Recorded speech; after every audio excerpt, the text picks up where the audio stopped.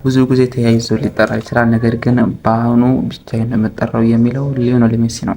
ትናንትና ሊዮኔል ሜሲ በጣም አስደናቂ ብቃቱን አሳይቶ በዓለም ዋንጫው እንግዲህ ሪከርድ ሰብሯል። 18 ግቦችን ማስቆጠር ችሏል። ይህ ደግሞ ብቸኛው የዓለም ዋንጫ 18 ግቦችን ያስቆጠረ ብቸኛው የዓለም ዋንጫ ተብሏል ማለት ነው። ሊዮኔል ሜሲ እንግዲህ በጣም ምርጥ አቋማቸው እያሳዩ ከሚገኙ ተጫዋቾችን አንዱ ነው። ዛሬ ደግሞ 39 ዓመቱን ደፍኗል ማለት ነው። ልደቱን እያከበረ ይገኛል። ዝላታን ኢብራሂሞቪች ስለዚህ ተጫዋች ሲናገር የሚናል በሁለት ጨዋታዎች እንግዲህ 5 ጎሎችን ማስቆጠር ተውና እኔ ሁለት ጨዋታዎች እንግዲህ ምንም ጎል አልነበረኝም ይላል። ዛሬ እንግዲህ የምናወራው ስለ ሊዮኔል ሜሲ እንዲሁም ስለ CR7 የምናወራው። ሊዮኔል ሜሲ እንግዲህ ባለፈው ከአውስትራሊያ ጋር በነበራቸው ጨዋታ 2-0 አሸንፈዋል። ሁለቱም ግቦች ሊዮኔል ሜሲ አስቆጥሯል። እንግዲህ ትናንትና ደግሞ ኡዝቤኪስታን ፖርቱጋል 5-0 አሸንፋለች። ሁለት ግቦች CR7 አስቆጥሯል። ይህ እንግዲህ የሚያሳየው የሊዮኔል ሜሲ ብቃት ነው የሚያሳየው። በ39 ዓመቱ 18 ግቦችን አስቆጥሮ የዓለም ሪከርድ መስበር በጣም ቀላል አይደለም፣ ከባድ ነው። ሆኖም ግን እሱ አድርጎታል። እንግዲህ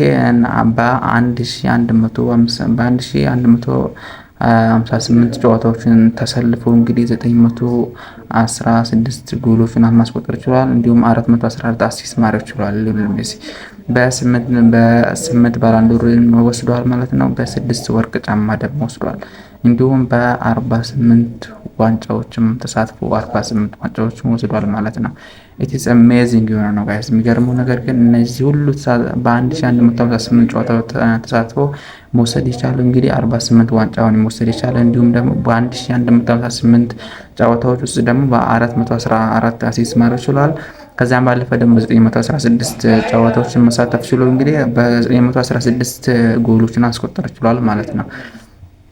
ከዛም ባለፈ ደግሞ 6 ወርቅ ጫማ ማሸነፍ ችለዋል። እንግዲህ ባለፈው ደግሞ 12 ጎል በመጨመር የዓለምን ሪከርድ መስበር የቻለ ብቸኛው ተጫዋች እንዲሁም ብቸኛው የ18 ግቦች ያሉ ተጫዋች ብቸኛው ተጫዋች መሆን ችሏል ማለት ነው።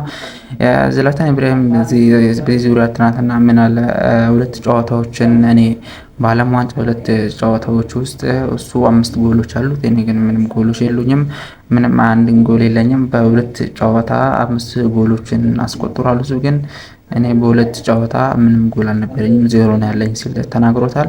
እኔም በሱ ደስተኛ ነኝ ብሎ እንግዲህ ደስታውን ገልጿል ማለት ነው። ከዚያም ባለፈ እንግዲህ ሌሎች መረጃዎች እንግዲህ ጀርሚ ዶጉ ተመልሰዋል፣ ወደ ቤልጅየም ብሔራዊ ቡድን ተመልሰዋል።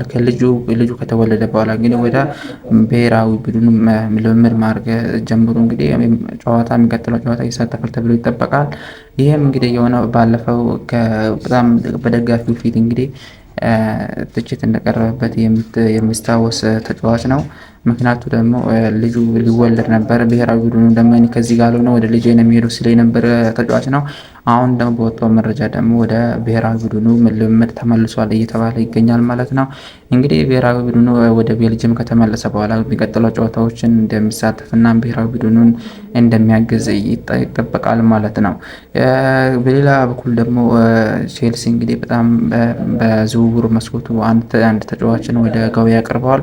ይሄ ደግሞ ኤንዞ ፈርናንዴዝን እንግዲህ ወደ ገበያ አቅርቧል።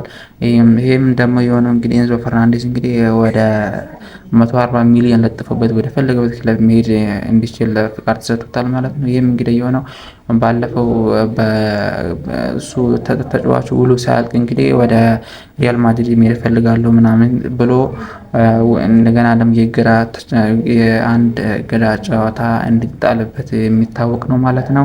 ሆኖም ግን አሁን በወጣው መረጃ ደግሞ እሱ ወደ ፈለገበት ክለብ መሄድ ይችላል። 140 ሚሊዮን የከፈለ ከየትኛውም ክለብ መውሰድ እንደሚችል መረጃዎች ይወጡ ይገኛሉ ማለት ነው። ይህ ተጫዋች እንግዲህ በቼልሲ ቤት በጣም ከፍተኛ ግልጋሎት እየሰጡ ከሚገኙ ተጫዋቾች መካከል አንዱና ቀዳሚው ተጫዋች ነው ማለት ነው። በሌላ በኩል ደግሞ ሚካኤል ኦሊሴን ስንመለከት እንግዲህ ይህ ተጫዋች በጣም ከፍተኛ ሁኔታ እየተፈለገና በጣም ከፍተኛ ሁኔታ በብሔራዊ ቡድኑ እንዲሁም ደግሞ ክለቡን ያገለገለ ከሚገኙ ተጫዋቾች ቀዳሚው ነው። ይህንን ስንል እንግዲህ ለባየር ሙኒክ ብቻ 26 አሲስት ማድረግ ሲችል ወደ ፈረንሳይ ብሔራዊ ቡድን ከመጣ ደግሞ 4 አሲስቶችን ማድረግ ችሏል። ይህ በጣም የሚደንቅና የሚገርም ነገር ነው። ምክንያቱ ደግሞ ባለፈው ኢንተርቪው ባደረገው መሰረት ደግሞ በጣም እኔ ድንቅ ተጫዋች ነኝ ምናምን ሲል ተናግሯል ማለት ነው። የሚገርመው ነገር ደግሞ ለብሔራዊ ቡድኑ በጣም ከፍተኛ ግልጋሎት እየሰጡ ከሚገኙ ተጫዋቾች መካከል ቀዳሚው መሆኑ ነው የሚገርመው። አሁን ደግሞ ወደ ብሔራዊ ቡድኑ ከመጣ ደግሞ ለኪሊያን ምባፔ እንግዲህ ድንቅ አሲስትን ማድረግ የቻለ ተጫዋች ነው። ባለፈው ፈረንሳይ ኢራቅን 4-0 ስትረታ እንግዲህ አሲስቱ የሱ እንደነበር የሚታወስ ነው። እንዲሁም ባላንዶር ኦስማን ዴምቤሌ ደግሞ አንድ የመጀመሪያ ግቡን ለብሔራዊ ቡድኑ ማስቆጠር የቻለ ብቸኛው ተጫዋች ሳይሆን ለብሔራዊ ቡድኑ ቀዳሚ የሆነ የመጀመሪያ ግቡን ማስቆጠር ችሏል ማለት ነው።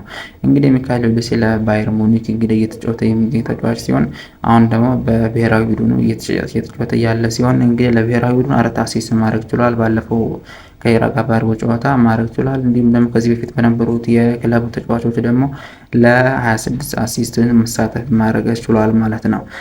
በሌላ በኩል ደግሞ ወደ ሪያል የሉካ ሞድሪች ወይም የኢንተር ሚላኑ ኮከብ ወይም የሪያል ማድሪድን አምና ሲጫወት የነበሩ እዛ ክለብ እዛ አሁን የኢንተር ሚላን ኮከብ ተጫዋች መሆን ችሏል። ማለትም በብቸኛው ተጫዋች ወይም ከ200 ጨዋታዎችን ለብሔራዊ ቡድኑ ለክሮኤሺያ መሰለፍ የቻለ ብቸኛው ተጫዋችን መሆን ችሏል ማለት ነው። ይህንን ስንል እንግዲህ ምንድነው ከሱ ጋር 200 ጨዋታዎች ማድረግ የቻሉ ተጫዋቾች ሲያረሰብን ሜሲ እንዲሁም ባዴፋ አልባቲ የተባሉ ተጫዋቾች ከነዚህ ሶስቱ ብቻ ተጫዋቾች ናቸው ማድረግ የቻሉ። ከነዚህ ውጭ ሌላ ተጫዋቾች እንደሌሉ ያሳያል ማለት ነው መረጃው።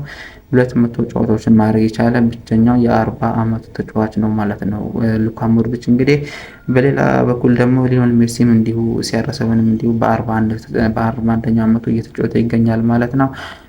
ይህም እንግዲህ ከ23 ዓመታት በፊትም ጎል እያስቆጠረ የነበረው ሲያረሰበን ትናንትናም እንግዲህ ግብ አስቆጥሮ እንግዲህ ብሔራዊ ቡድኑን ከፍተኛ የሆነ አገልግሎትን እንደሰጠ የሚታወስ ነው ማለት ነው። በሌላ በኩል ደግሞ ሜሲ እንግዲህ በ39 ዓመቱ እያከበረ የሚገኝ ነው ማለት ነው። ይሄ ተጫዋች እንግዲህ ለብሔራዊ ለሜሲ እንግዲህ ለ1158 ጨዋታ ማድረግ የቻለ ተጫዋች ነው። 916 ግቦችን ማስቆጠር ችሏል ማለት ነው።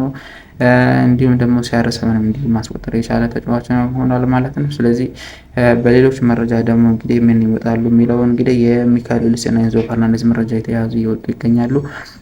ይሄ ደግሞ እንግዲህ ኤንዞ ፈርናንዴዝ እንግዲህ 140 ሚሊዮን ሲለጠፍበት ይሄ ደግሞ ወደ ባየር ሙኒክ ወይም ወደ ማድሪድ ወይም ወደ አትሌቲኮ ማድሪድ እንግዲህ ይሄዳል ተብሎ ይጠበቃል። ይሄም እንግዲህ የሚጠበቅበት ምክንያት ደግሞ ራሱ ከክለቡ መለያየት ከቼልሲ መለያየት እና ወደ ሌላ ክለብ መሄድ ይፈልጋል ማለት ነው። የተጫዋች እንግዲህ በሚቀጥሉት ጊዜያት ደግሞ የት ይሄዳል ወይም የት ክለብ ይገባል በሚሉ ይጠበቃል ማለት ነው። ከዚህ በፊት በነበሩ ተጫዋቾች እንግዲህ ክለቡ መልቀቅ እንደሚፈልግና ሌላ ክለብ መግባት እንደሚፈልግ ወደ ሪያል ማድሪድ መሄድ እንደሚፈልግ የተናገረበት ሁኔታ ነበረ። ሆኖም ግን በዛ ምክንያት ደግሞ እሱ ከክለቡ ታግዷል ማለት ነው። ማለት አንድ ጨዋታ እንደተጣለበት የሚታወስ ነው ማለት ነው። በሌላ መረጃ እንገናኛለን።